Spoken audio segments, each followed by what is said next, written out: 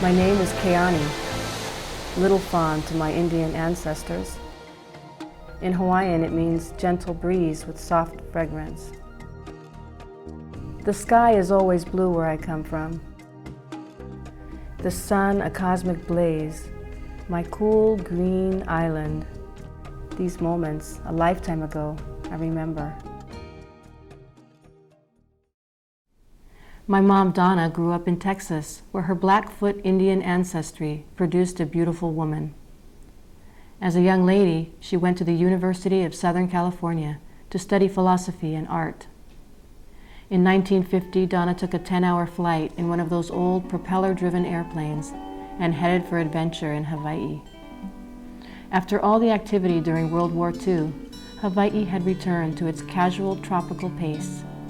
To be sure, it had grown and was a major trade route, but there were still relatively few people living there. Sugar was still king, and tourism was fast discovering the romance of Hawaii. The massive hotels of today were still a distant dream. Donna gained quite a reputation as a model, and her gorgeous figure and beautiful face often appeared in the local newspapers and magazines. Her beauty also caught the eye of a young United Airlines pilot named Keani Reiner, and they were soon married. I was their firstborn, Keani, on March 20th, 1952. Soon afterwards came my sister Shay. We had a wonderful life during the 50s. The uncrowded city, tropical beaches, and warm surf, a child's dream. By the time I was 8, the ocean had become my life. I rode surfboards and paddled canoes at Waikiki, and Dad built me a little catamaran and taught me to sail. Everything was going great till Mom and Dad began arguing. I never understood. They forgot the dreams that brought them together, and divorced. Mom remarried. We packed up and moved to the big island of Hawaii, where our new stepfather, Carlos Rivas, lived. Mom had more children, adding my half-sisters Dorian and Alicia to the family. Suddenly our world fell apart. Mom got cancer. Not much was known about cancer treatment in the 50s, and she lost her health fast. We traveled to New York for treatments, but she soon died in a faraway city. We brought her ashes back and spread them in the ocean off Waikiki. Shay and I moved back to Honolulu with Dad. Surfing became my refuge. The waves helped wash the pain away.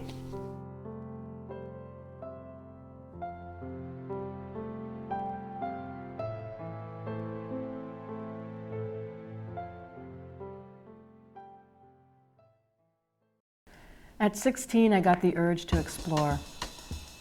I decided to visit some friends in California. It was 1968, the hippie era in San Francisco. You know the day destroys the night, night divides the day. Try to run, try to hide, break on through to the other side, break on through to the other side. I stayed with Debbie D and her friends. One day we decided to check out the cold surf at Ocean Beach. There, below the cliff house, was a surfer's hangout called Kelly's Cove. It was there I first met Glenn. He was a struggling artist and obviously quite attracted to me. We went surfing together in the chilly waters and out on a couple of dates. We had a great time, but I soon had to return to high school in Honolulu. Next summer I decided to check out the island of Kauai, the isle of my dreams. One day I was exploring Anahola Valley and ran into Glenn again. He was surfing and living in the jungle. We shared a few more days together, but reality caught up and I had to return to school in Honolulu again. Well, try and catch the wind. I graduated from Punahou High in 1970.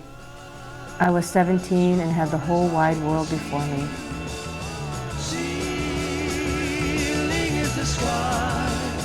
After graduation, I traveled to Colorado to visit my uncle. I could feel my Indian ancestors near and the freedom of eagles, soaring above the high mountains.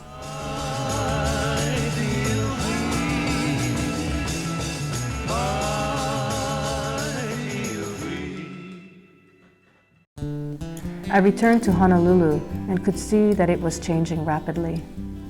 Hotels had begun to line the beach, and it was becoming crowded. Looking for freedom, I moved to beautiful Kauai. I found a great little cottage overlooking Nauwiliwili Harbor and made it my first home. Soon Leahi joined me, then Kanoe. I had a wonderful family again. The only thing missing was a man, the one all women dream of. Tall, handsome, and in my dreams, a Polynesian prince. I spent my time surfing and scored a great job at the old Ore House bar down by the beach. I worked there until I was old enough to become a bartender. It was a really tough place, but I made many friends there.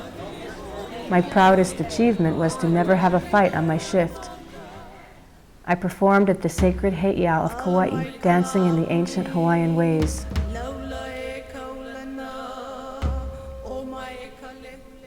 I picked up an old Hobie catamaran, fixed it up, and began sailing again.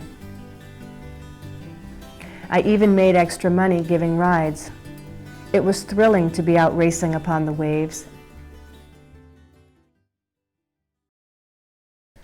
My new boyfriend John and some old friends were involved in building a traditional Hawaiian sailing canoe on Oahu. They wanted to reenact the historical crossing of the first Polynesians from Tahiti to Hawaii. I worked hard toward this goal and making frequent trips over to Oahu to help with the building and preparations. The vessel, Hokulea, was completed and poised to set sail in the spring of 1976. I wanted to go, but no women were selected for the first voyage. Luckily, I was one of the 2 women selected for the return voyage, the ancient voyage of discovery, from Tahiti to Hawaii. As John and the first crew prepared to leave, I began writing in my diary. May 1st, 1976, 2:25 p.m. After 3 years in the making, the Hokulea and her crew of 15 left Honolulu Bay for Tahiti. I sailed behind on the Mo'olele. Our final aloha from the water and through the wind seemed perfect. The next 5 weeks seemed like years. Finally, I flew down to Tahiti to greet them. Hokulea arrived in Tahiti on June 4th. Massive celebrations followed as all of Polynesia rejoiced over the Hokulea's historic voyage.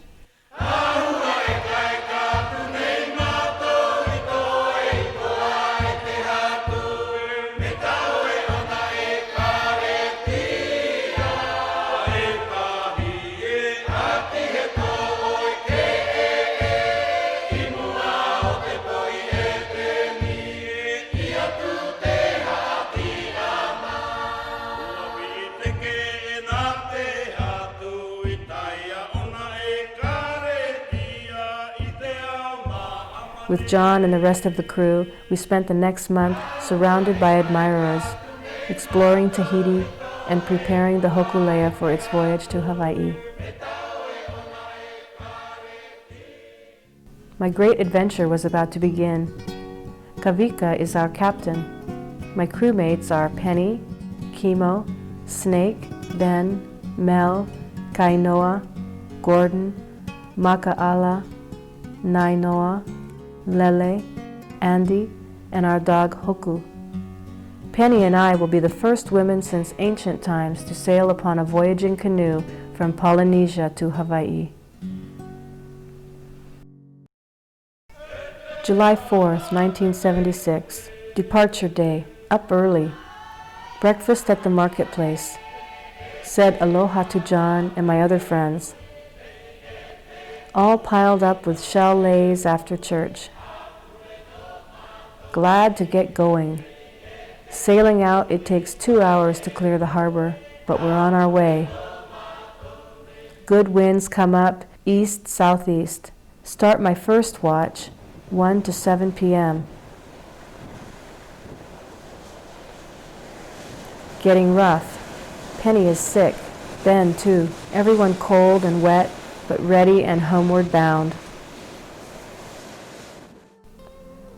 Day 4. The sea has finally calmed. Winds 10 to 15 knots. Absolutely beautiful weather. Swell low from the east now. About 300 miles so far. 2,000 left to go. Super supper last night. Fresh fried ono. Snake is head cook, with myself second. Heavy voyaging dream today with sperm whales, tigers, deserts, and seas. What a saga. Love my dreams.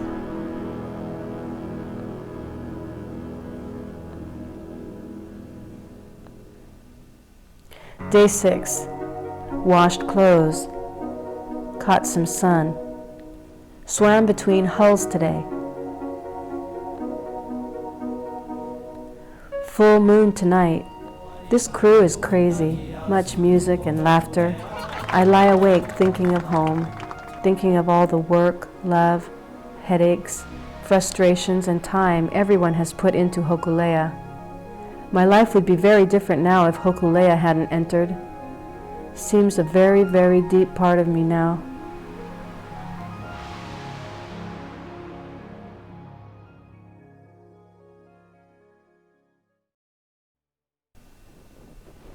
Day 8. Wind up to 30 knots, and we're surfing at up to 12 knots, screaming, speed exceptional. –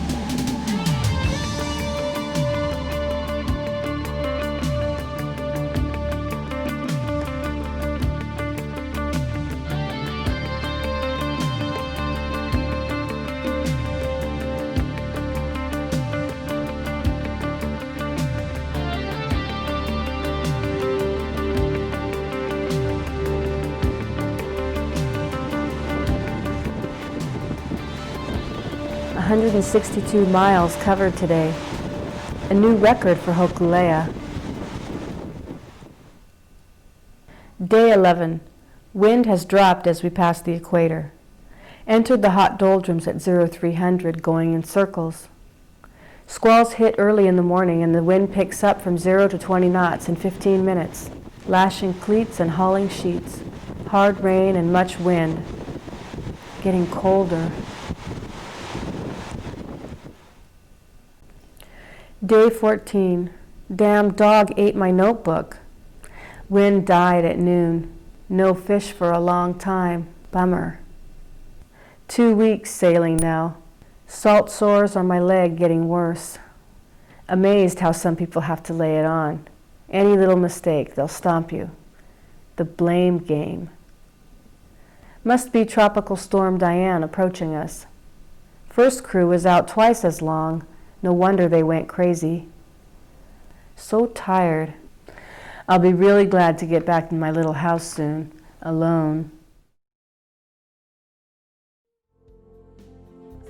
Day 16. Past a huge school of porpoise. How I would love to live like them.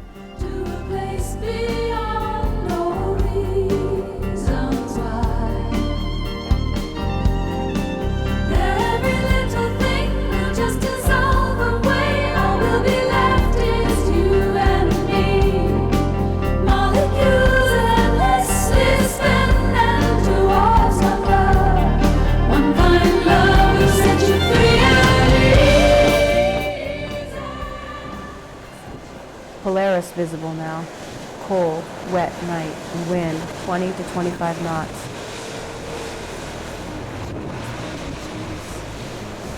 Hear the sweep hitting our hulls, the wind flying by, waves splashing over the deck, the excitement of the crew on deck.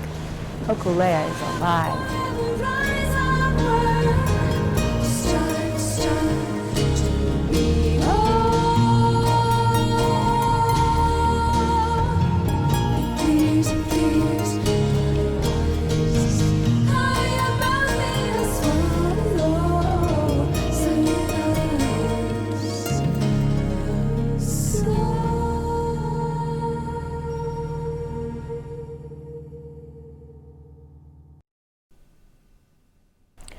Saturday, the 20th day. Finally sight Hawaii at 14:30 hours, but head for Moloka'i's north shore. Set anchor at Kalapapa. Beautiful sunset. Island friends out instantly with 2 cases of beer. Feels so high now, being home in beautiful Hawaii. I love these islands.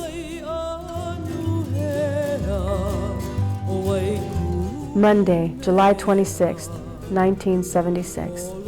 Up at 0300, ready to go. 0530 finally leave for Honolulu. 22 days total. Soon bombarded by low planes, helicopters. Greeted near Honolulu by many vessels, Shay, Daddy, and all my friends. A 21-gun salute and 50 canoes. And 22 days after leaving Tahiti, Hokulea reached Oahu waters.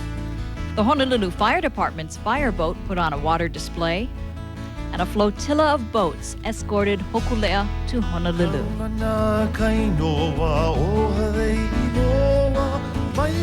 It was bumper-to-bumper traffic along Diamond Head Road as motorists jammed the road, hoping to get a glimpse of the canoe. And thousands of people lined the coastline of Magic Island to celebrate the voyage. For the first time in hundreds of years, Polynesians had sailed a double-hulled canoe using traditional navigational methods. It was a cause for celebration, and celebrate they did.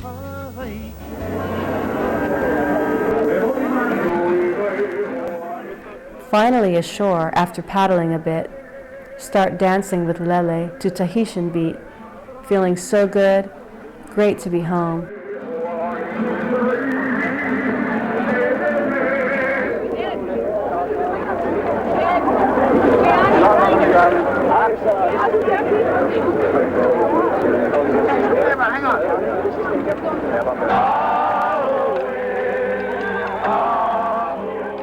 Loaded with lays and good feelings, see many old friends, everyone hugging and going wild. Too many reporters grabbing me, got to get away. Getting tired and dazed. My voyage completed.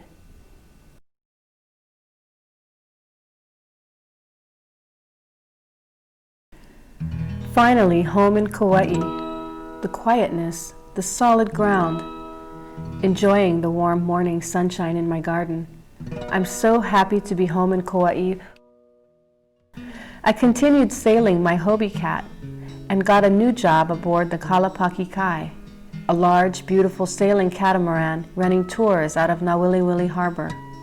I soon became expert at handling the large vessel and gathered enough hours for my captain's license. Kalapaki Kai was going to need a new captain soon, and I had my heart set on the job. Unfortunately, the vessel was sold and sailed off to another island before I could take command. I needed excitement, so I joined the crew of the sailing vessel Aventura for a voyage back to the South Pacific where I had begun my Hokulea adventure.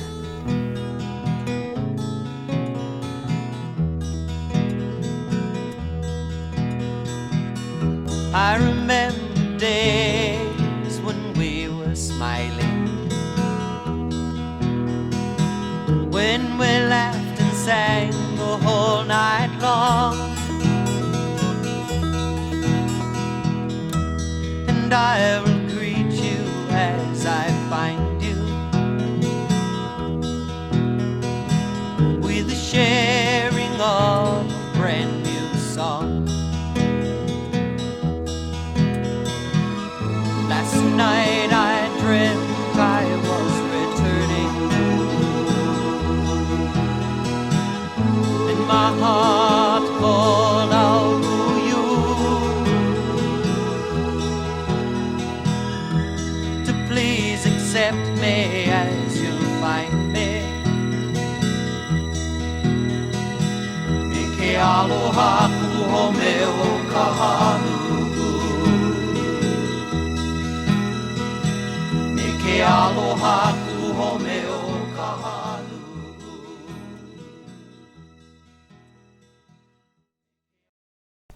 Back on Kauai 2 years later, I married John and moved to Kaloa on the south side of Kauai. I finally had my Hawaiian prince. I arranged the wedding at Mahaulepu in a very special spot by the sea.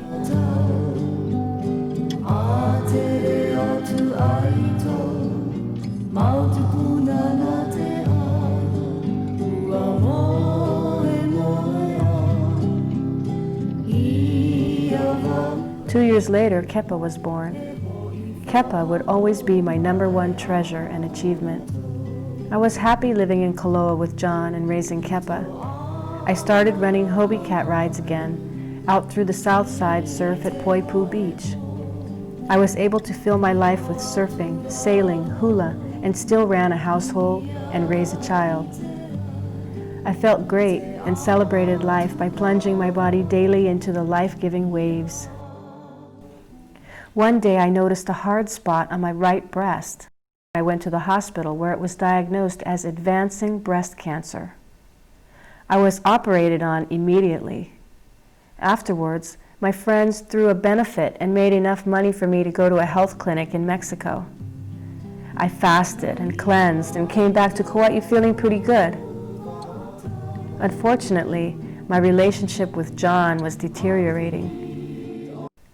I finally left him and struck out for the north shore of Kauai with Kepa to start a new life. I settled into a little house in beautiful Hanalei between the mountains and the sea where I could begin to rebuild my life and fulfill my dreams. My first dream came true when I became captain of the Lady Anne, a 32-foot Radon running tours from Hanalei down the Napali coast.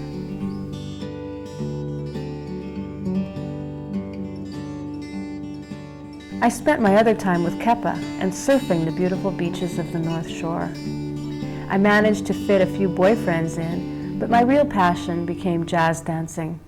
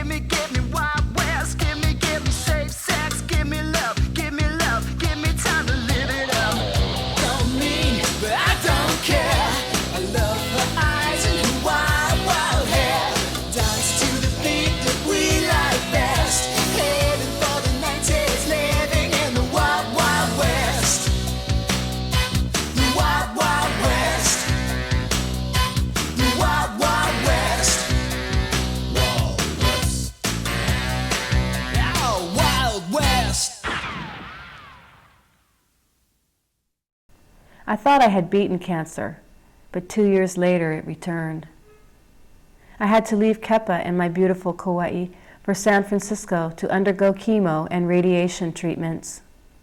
The treatments were toxic and made me feel sick and frail, but my heart still yearned for life and love. One day, as I prepared to go to the medical center, my doorbell rang. It was Glenn. After all those years, we walked through Golden Gate Park and he spoke of the first days we met so long ago. I was so young then, but now I could see how much he had always loved me. From then on, no matter what happened, everything was right. After my treatments were completed, Glenn gave up his life in the city and returned to Kauai with me. We rented a magical house on the banks of the Waioli River.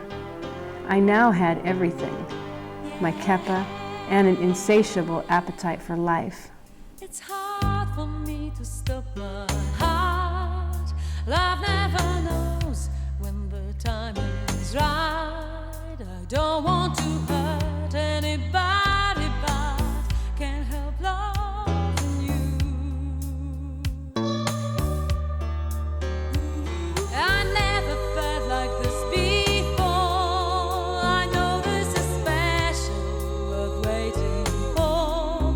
Let life take its course, that's the only thing for us to do. Oh,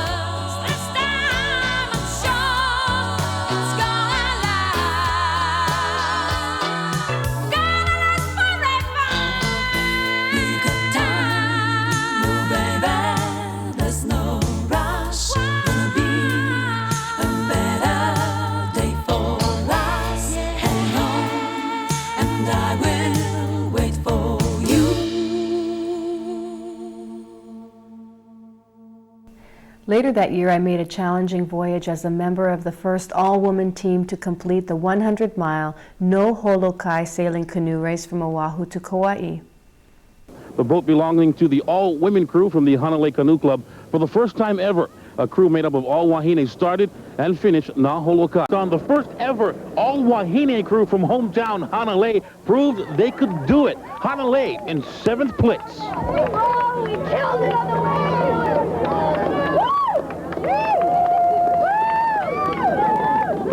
The finish, the last hour was really intense. I mean, the Alma was up flying the whole time. We were, God, hanging on for our lives. It was fun. It was a great way to end. Is this mission accomplished? First all-woman crew. You guys made it. No damages. Boats intact. Everybody's healthy. You guys feel good? Yes, we feel great. And yes, mission accomplished.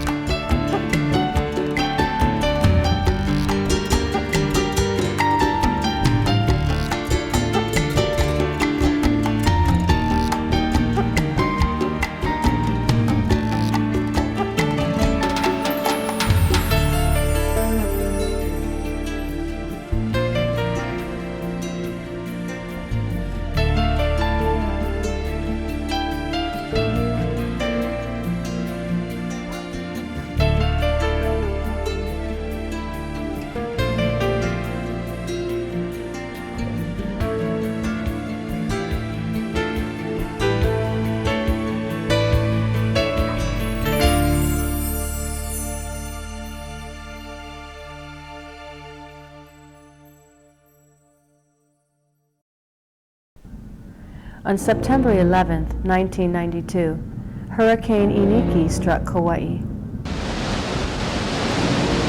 Just like a constant surf. Pretty awesome energy. Oh, look at this one. Whoa. Everywhere behind us. It's just awesome. I guess it's about 7 o'clock right now, and you can see everything is just wasted. Our Waioli house was destroyed, along with most of the island, but we survived. After the shockwave passed, we found a new home out in Hyena. Over the next year, we spent most of our time at the beach enjoying our island paradise.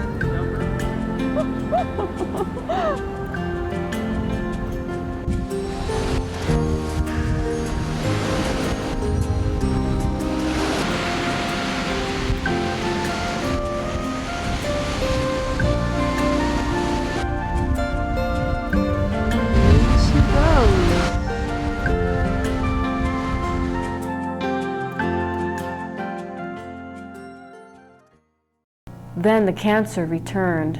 When would it end? I'm so tired of it. Chemo, radiation, experimental injections, bone marrow treatments, but I'll never give up. Life is so precious. In the spring of 1994, my body began to fail. My dancer's legs became paralyzed. I tried to spend every day at the beach. Glenn would carry me down to the water's edge and set me free in the ocean. We'd swim along the outer edge of the reef, and the sea brought good thoughts. Finally, the pain became too much, and unable to move, I was confined to bed at home. I remember days when we were younger. We used to catch opu in the mountain stream. Round the Kolau hills we'd ride on horseback. ago, it seems it was a dream. Last night I dreamt I was returning, and my heart called out to you. But I fear you won't be like I left you. Eke aloha ku home o Kamalu.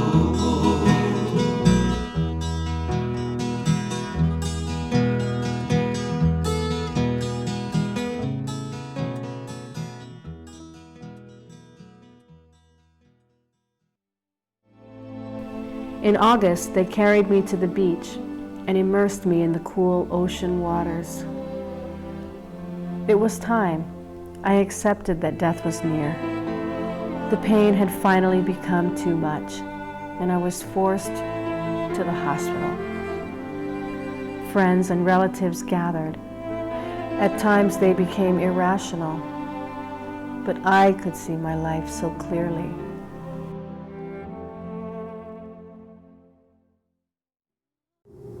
Acceptance of my death makes a lot of things seem really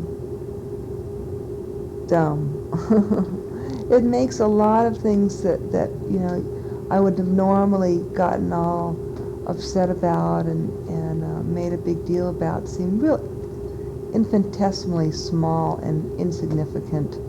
And what's more important with each day is keeping the feelings right, not getting upset over silly things, and remembering what's important, that we love each other.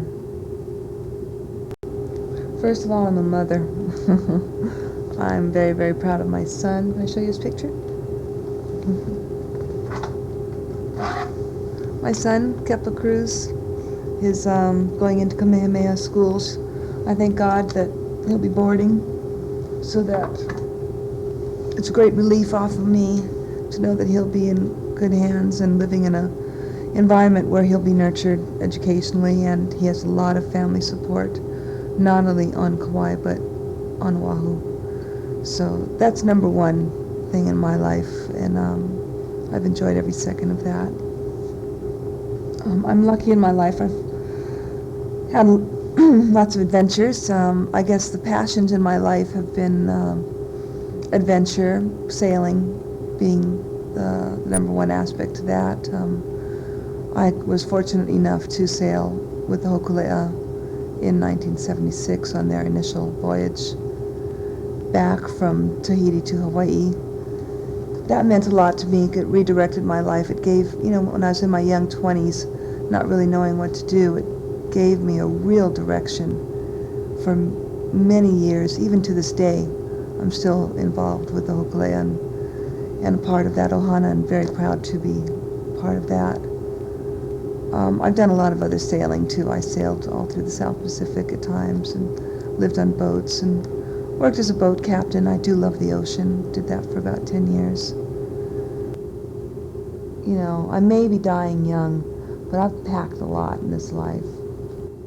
I think death is release. And I think it's, who knows what's in store for us, but I think it's something beautiful and wonderful and peaceful. The saddest part about this whole sickness and knowing that I will have to leave the world quite young is leaving behind the ones that I love so much. My son, number one, my husband, number two. He knows it. So what? So what? So here we are. The end of a big story. It's a bit in the movies after all. Yeah, the hard way. I slowly fell into a deep sleep, dreaming of the past, all my friends, and the future. On the afternoon of September 25th, 1994, I began my next voyage towards the unknown.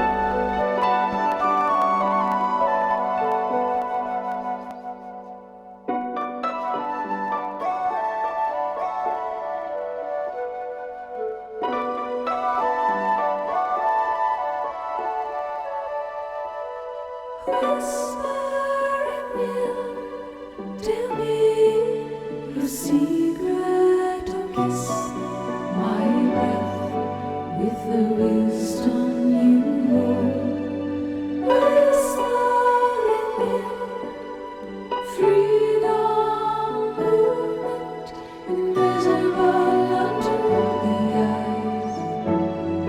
We roll from the beginning to now and forever. Symbol of change, ancient and old.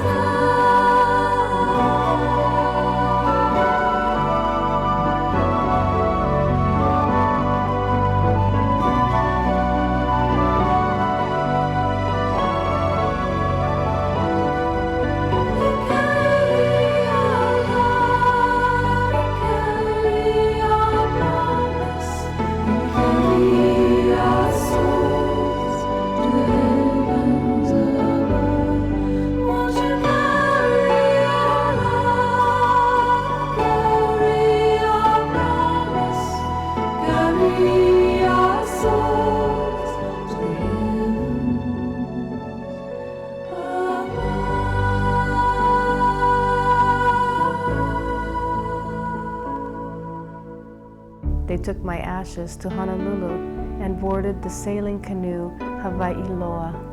My old captain from the Hokulea, Kavika, was there along with Nainoa, Lei, Dorian, and Glenn. We sailed out to the middle of the Molokai Channel.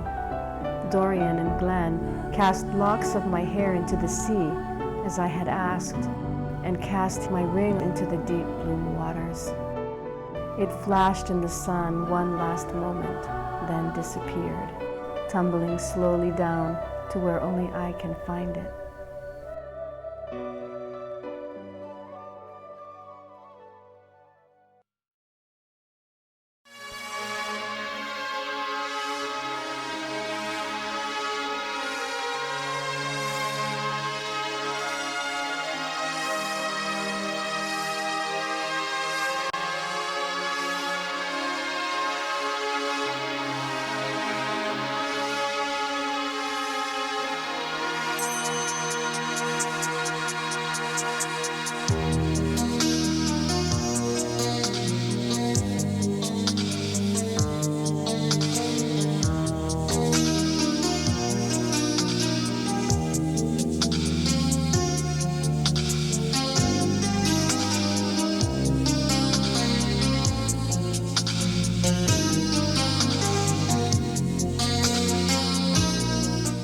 As far as the migratory event went, there were men and women and animals and plants. And then the way my life's changed is that I now have a lot of wonderful memories, and Hokulea is now a part of my life and will be for a long time.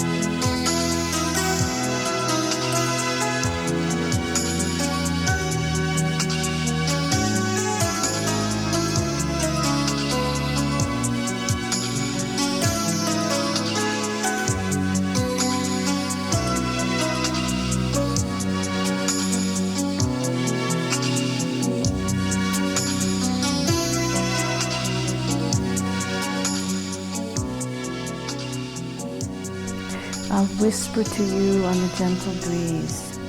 Smell my sweet, soft fragrance. The sand longs to feel my feet, and the wind to play with my hair.